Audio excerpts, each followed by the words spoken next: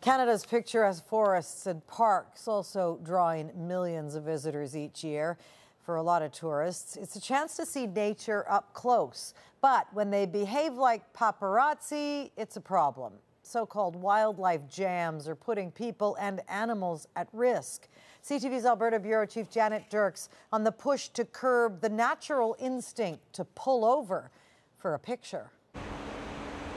On the side of a road, these big-horned sheep were the focus of a discreet photo moment. Contrast that to this, when a black bear briefly charged at a woman who got too close. There are several videos online showing people lined up on the highway to take pictures of wildlife. It's countless. It's absolutely countless, the number of interactions.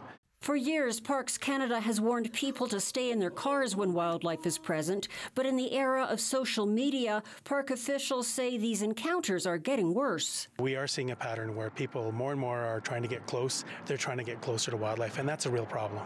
This summer, Jasper National Park stopped its online bear report, originally created to warn people about what areas to avoid after bear sightings, but seemed to give others a heads up on where to look. On a highway coming from Jasper.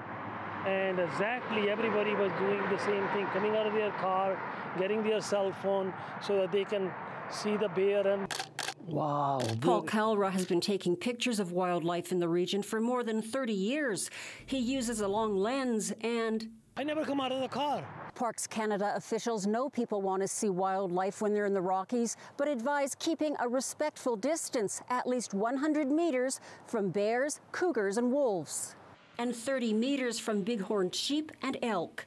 Yet these American tourists saw a herd being almost mobbed, not unlike this. These people had their cameras and they were literally like walking right up to them. They say someone will get hurt. I think common sense tells you to, give wild critters their just space. And it's also illegal to harass wildlife, with fines up to $25,000. Janet Dirks, CTV News, Banff, Alberta.